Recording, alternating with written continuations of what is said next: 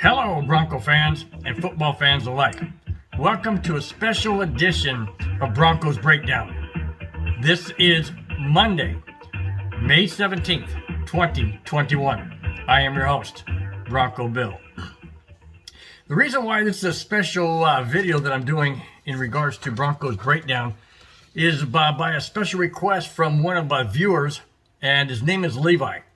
And I want to thank Levi for the suggestion. And the suggestion for this video was to look at the Broncos schedule and to break it down game by game, give my my view on whether or not they can win that game, and then the overall record at the end of what I think will be the Broncos season. So let's jump right into it. First off, obviously being a Bronco fan, I'm optimistic every single game, thinking we can win every single game.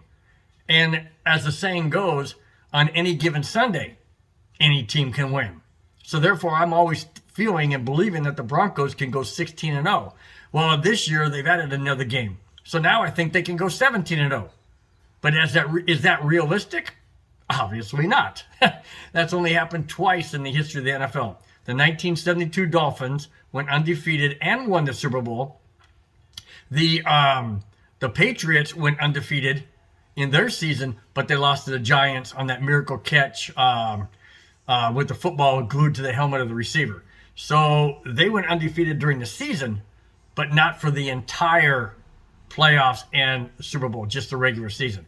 So that being said, I'm not going to say the Broncos are going 17-0. That's not what I'm even close to. Okay, now you also have to understand too that this is going to be based on the team that we have now, the quarterback situation we have now in Drew Lock and Teddy Bridgewater. That's what it's based on. That's what my analysis of how the Broncos are going to play this year and what their record will be and who they will or will not beat is based on those two factors, Teddy Bridgewater and Drew Lock. I'm not even going to bring in Aaron Rodgers into this video. Not at all. The only thing I'm going to say about Aaron Rodgers and that situation is simply this. If Aaron Rodgers somehow becomes a Denver Bronco before the season starts or even before the trade deadline or whatever, then the outcome of the games that I'm going to say are going to be drastically different. But because we don't have an Aaron Rodgers on the team, or we don't have a Peyton Manning, or we don't have a Tom Brady, all we have is Drew Lock and Teddy Bridgewater. So that's what I'm going to go by. So let's start. Let's get started right now. First off, let me talk about the first preseason game. How ironic, guys. How ironic. But the first preseason game is August 14th at 10 a.m. Obviously, I would think that would be Central Time. And the reason why I say Central Time and not Mountain Time or Pacific Time is because the Denver Broncos are going to be playing the Minnesota Vikings. That's right. The same Viking team that George Payton worked for. So apparently he arranged that. And what he also arranged was the Broncos are going to have joint practices with the Vikings during the preseason or before the preseason. So obviously George Payton had a hand in the practices. I'm not sure if he had a hand in the preseason because I think that is governed by the NFL Commissioner's Office. But it sure seems ironic that their very first game is going to be on the road at Minnesota, August 14th. That'll be an interesting game because it's going to be a lot of homecomings. Alan Roach is the stadium announcer. Gary Kubiak was there for a while. His son is now on the team with the Vikings. It's going to be interesting. It's going to be very, very interesting. Of course, George Payton going back there and seeing his old friends and the people he used to work with. So, yes, it's going to be interesting. Oh, well, Teddy Bridgewater played for the Vikings and was very successful. As a Vikings quarterback. So it's going to be a really fun game to watch. I know it's preseason, guys. I know that nothing is on the line. The starters are probably going to play maybe one series at best. But if Drew Lock starts, and then guess who plays most of the first half? Yeah, Teddy Bridgewater. So it's going to be interesting. It's going to be very, very interesting. And it's going to be a game I'm definitely going to be watching. For sure, well, I watch every Bronco game. Preseason, regular season, and hopefully postseason this year. But definitely I watch every Broncos game regardless of our record. Now, I'm not going to talk about the other two preseason games because they're meaningless. But let me jump into week 1. Now, week 1, the Denver Broncos start on the road at the New York Giants. And that's a game I feel right off the bat that Denver should win. And here's why I think we should win. Because Eli Manning is older. He is long in the tooth as it comes to quarterbacks. The Giants are not that good of a team. The Broncos defense, and that's, if you notice, guys, I'm wearing the Von Miller jersey right here, 58. But I'm also donning the Avalanche hat, and I'll get to that at the end of this video. But I'm wearing the Von Miller jersey, and that's because I'm welcoming Von Miller back to the team after his injury that left him out all of last year. And I firmly believe that it's the defense that's going to win most of the Bronco games. Now, not all of them. There's going to be some games where the offense is going to look good and they're going to play well. But for the most part, I'm looking at, Patrick Surtain. I'm looking at Von Miller coming back. I'm looking at Bradley Chubb having a great year. And I just think that we are loaded on defense. Obviously, we're loaded on defense. That's where most of our draft picks were. So I know we're going to have a superior defense. It's the offense that scares the daylights out of me. And it always has. But that being said, let me keep going. I believe we'll beat the Giants. I'm not going to give a score because I don't really know at this point in time. But I do have it down on my sheet here that the Broncos do beat the Giants on the road, week 1. Now we go to week 2. Now, week 2 is going to be extremely, extremely interesting. And all Bronco fans should definitely watch this game. Not because we're playing Jacksonville team per se, but Jacksonville had the number 1 draft pick, so they got Trevor Lawrence, their new quarterback. He's exciting. He came from Clemson. He is exciting. He's won national championships. But that's not the reason. That's not the reason I say to watch this game. I mean, like I said, I watch every game, but I'm talking about those who just watch certain games. You got to circle this one on your calendar, guys. This one is September 19th. I'm sorry, the Giants game is September 12th, opening weekend.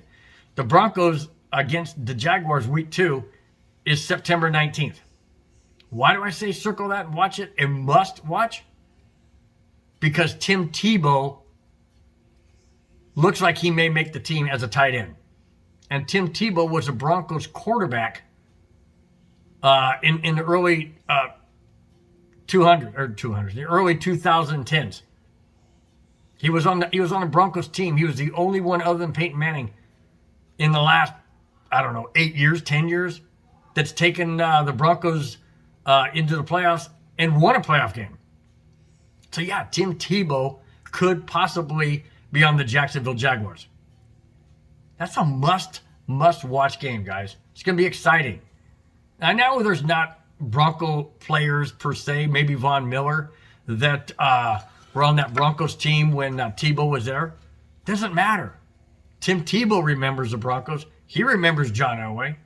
He remembers that team. Yeah, it'll be interesting, guys. You got to watch that game. I have that one, by the way, down as a loss. And the reason why I say Denver loses that game to Jacksonville is because of the hype, because of the energy if Tim Tebow's on there. But with or without Tebow, it's going to be electric in Jacksonville because of Trevor Lawrence. That guy can do amazing things. I think, to me, he could be the next Patrick Mahomes. I mean, why not? He's got all the tools. He's got all the tangibles. He's got the swagger. And he's got the pedigree. I mean, he's won national championships. The guy's great. I just think that Denver doesn't have a chance in this game. I hope I'm wrong. I hope I'm wrong on all 17 games. Well, all the games I said we're going to lose. I hope we do beat Jacksonville. I just don't see that happening.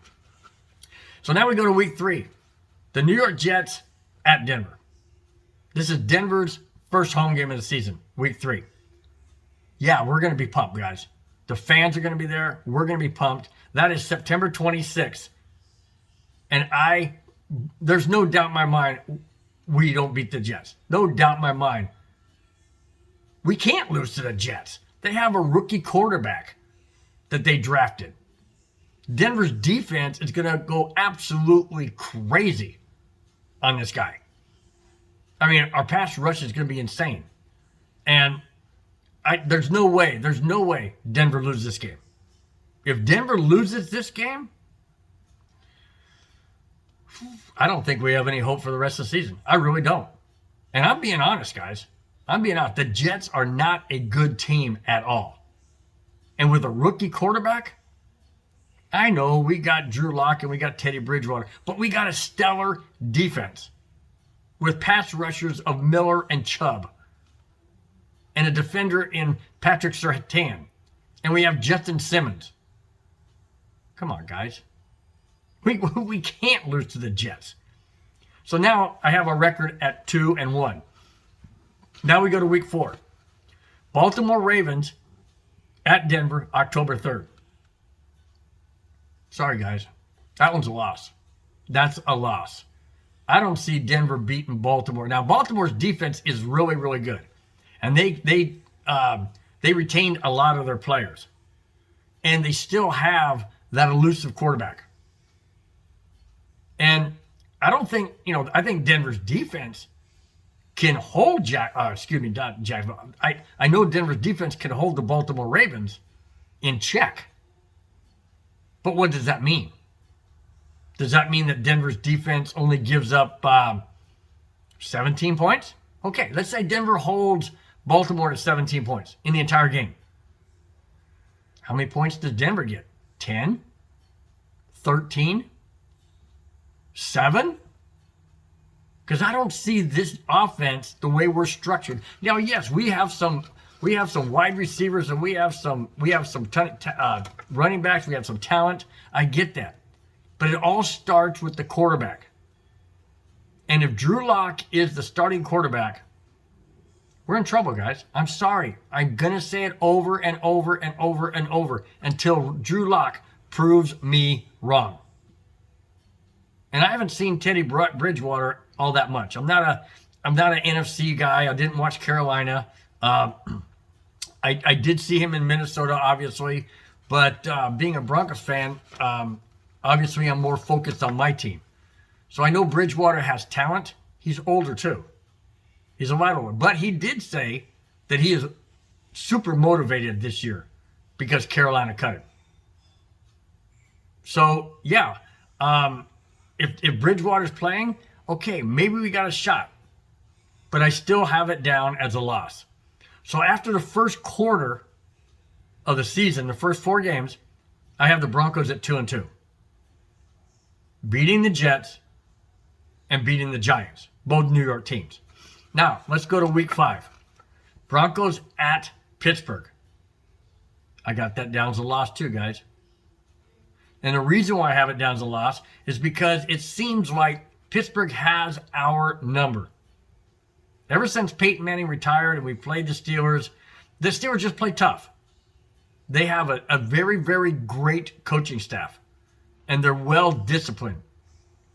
However, if Roethlisberger is not the Roethlisberger of old, and he struggles, and there's issues there where Denver can capitalize on defense, yeah, that's a swing game. It could be a swing game.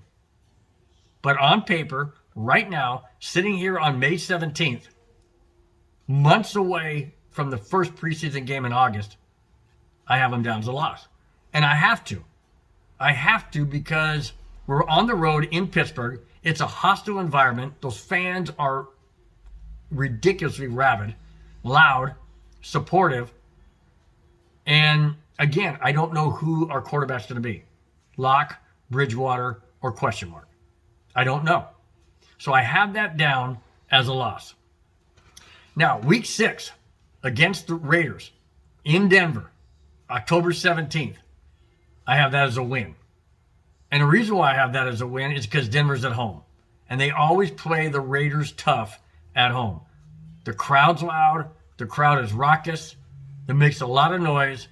And Denver is definitely going to get fired up for that game. Obviously, it's a division game. We're going to get amped up. Everybody's going to get amped up. So I see that as a Bronco win. Now, we go to week 7, October 21st, primetime Thursday night at Cleveland. I have that as a win. Because Cleveland has, Cleveland's Cleveland. Yes, they got some players. They got some key draft picks this year and whatnot, but that's still Cleveland. And Cleveland is Cleveland. And Denver seems to have their number as well. Maybe not of late, but they have their number. So I see that as a win. I see Denver getting motivated. It's their only prime time of the season. And therefore, I feel that they're going to come out and they're going to play aggressive. They're going to play hard. I just hope, because the game is on Thursday, that they don't overlook the Raiders and look down and look at Thursday's game against Cleveland. I sure hope they don't look past Oakland. Excuse me, not Oakland, Las Vegas. They can't look past Vegas. They can't look past the Raiders. Or it's a trap game and Denver loses against Cleveland. So I see that as a win. Let's go to week 8. Washington at Denver. I have that as a win. Because Denver will have an extra 3 days of rest after they play Cleveland on Thursday. They'll have an extra few days of rest to get ready for Washington. Washington doesn't have Alex Smith anymore. He retired. So they have a new quarterback. And a new, he has to get used to the system. Could he get used to it by week 8? Sure. But I still have Denver winning that game in Denver. So after half of the season, after 2 quarters of the season, which is halfway through, after 8 games, I have Denver at 3-5. 3-5. Only winning 1 game in that second set of 4. I'm sorry, my mistake. I have them going 3-1. That was my mistake. I have them going 3-1.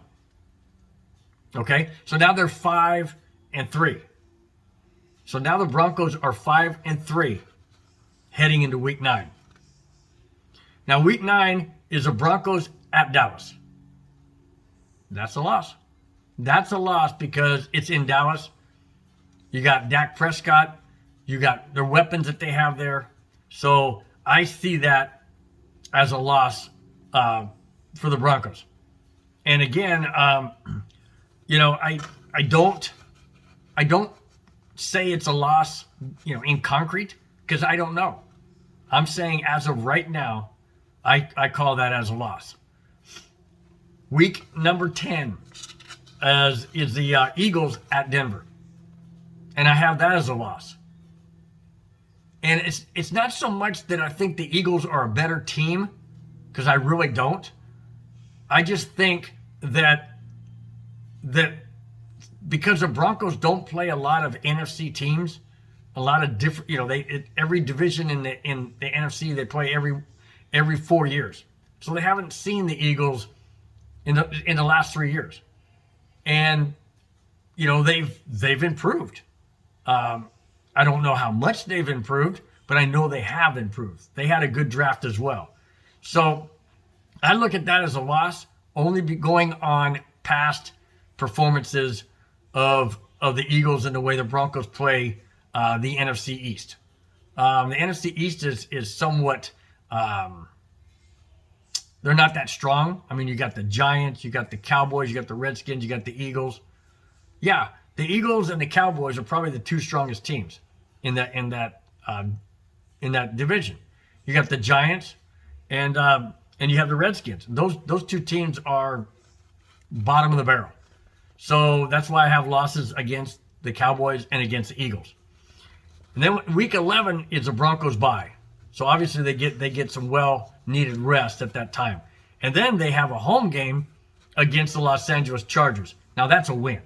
I mean, if you have a bye week and you have basically 2 weeks to prepare for a division opponent, and that division opponent is not the Kansas City Chiefs, you should beat them. And that's why I have it down as a win against the Los Angeles Chargers. I mean, that's hands down. There's no doubt in my mind that we don't win that game. None whatsoever.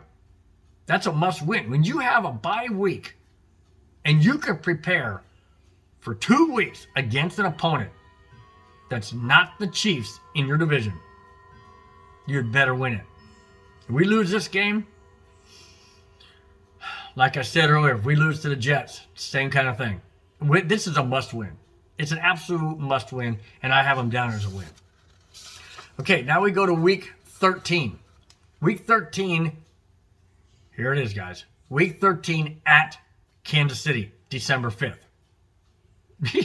You think I got that down as a win? Nope. Not a chance, guys. Not a chance. Yes, I understand last year we lost 24-17 or 20-24 or 21-17, something of that nature. I understand that. But that game was not as close as the score indicated. Denver trailed that entire game, and it was only garbage time when they got the last score. So I don't look at this game at all that Denver has a chance. And not only that, but it's a 10 a.m. game. It's a morning game. Denver doesn't play well in morning games because they don't play 10 o'clock games in Denver. They play 2 o'clock games Denver time. So they struggle in games in that time slot. And again, I go back to week 12 against the Chargers. The Broncos had better not look past the Chargers and look towards Kansas City. If they do that, they'll lose the game to the Chargers and to the Chiefs. So they had better focus each and every week on the team that they have to play right in front of them. Don't look past.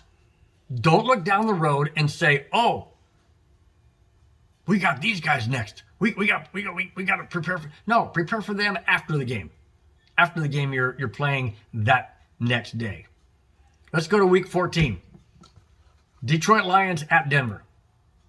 Bingo. That's a win. That has got to be a win. Absolutely. That has to be a win. And the reason, again, the Lions are not that good. Yeah, sure, they don't have Stafford anymore. They got Jared Goff. Good. Jared Goff isn't that good. He's streaky at best. And it's at Denver. At 5,280 feet. Yeah, I see that as an absolute win. Absolute win. Following week, December 19th, Cincinnati at Denver. Again, another Bronco win. Because the Bengals aren't that good. I mean, seriously. The Bengals are nowhere near winning their division. Or, yeah, they've got talent. I understand. Every team has talent. They're in the NFL. Every team has talent. But I think Denver at home against Cincinnati, that's a win.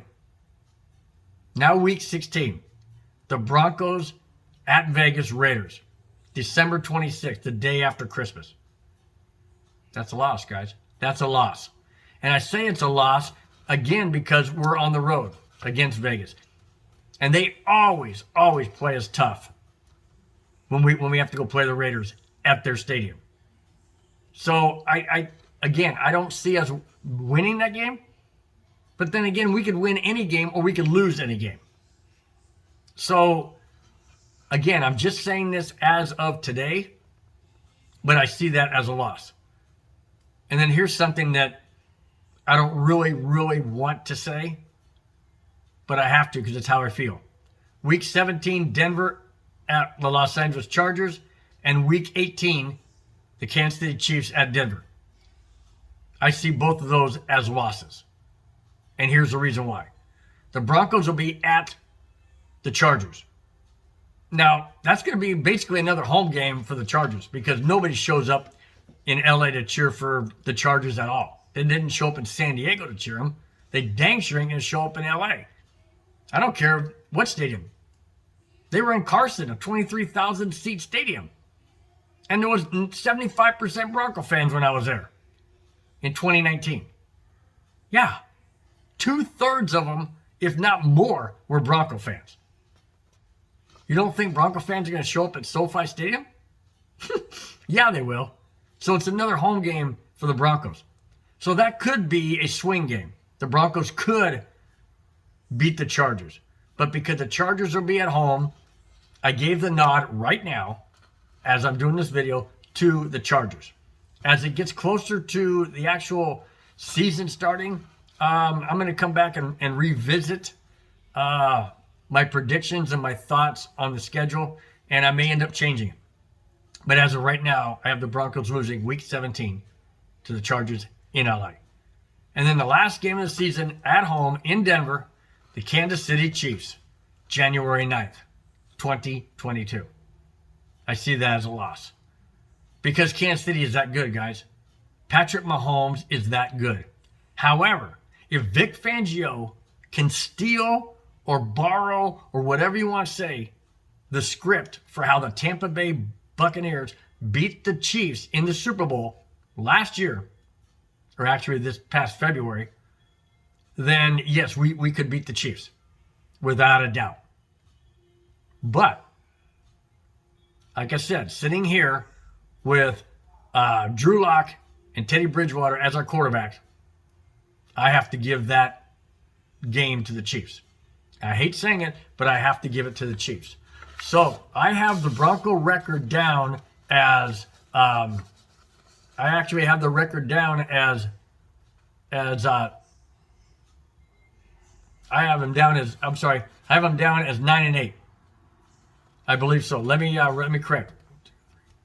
6, 7, 8. No, I have us down as 1, 2, 3, 4, 5, 6, 7, 8. Yeah, 8.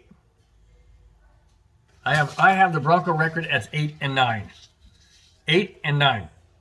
Now, that's not a winning record, obviously, because we have odd number of games now. So does Vic Fangio stick around? Does Vic Fangio remain as a Broncos head coach? I say absolutely not. I say he can't remain as a Broncos head coach. He hasn't had a winning season. And if the Broncos go 8-9, he's not having a winning season. So therefore, I don't see him sticking around. But that's why that's my take on this Bronco schedule. That's my take on what I see right now, May 17th, 2021. That the Broncos will go 8-9. They will lose to the Chiefs twice. And I believe I have them down losing twice. Yes, I do. They lose to the Chiefs twice. Now, if they steal one of those games and turn around and go 9-8, then Fangio possibly sticks around. But as of right now, I see it at 8-9. And once again, I want to thank Levi for the suggestion. Please give me your comments, guys. Give me your thoughts on what you think. Do you agree, disagree? Leave me a message, and I'll definitely respond to it. I really, really appreciate it. Before I get off this video, I want to tip my hat to the Colorado Avalanche for winning the President's Trophy, having home ice advantage throughout as long as they're in the playoffs. And tonight, their playoff round 1 starts at 7 p.m. Pacific, 8 p.m. Mountain Time, at home at Ball Arena in Denver, Colorado, hosting the St. Louis Blues, the best of 7. Go Avalanche. Take down the Blues. Let's get game 1, and let's keep this hammer down as we roll on towards the Stanley Cup Championship. That's it, guys. That's all I have. Thanks again for watching. Thanks for subscribing. I really appreciate your comments, and have a wonderful, wonderful rest of your week. We'll talk to you on Friday. Bye-bye.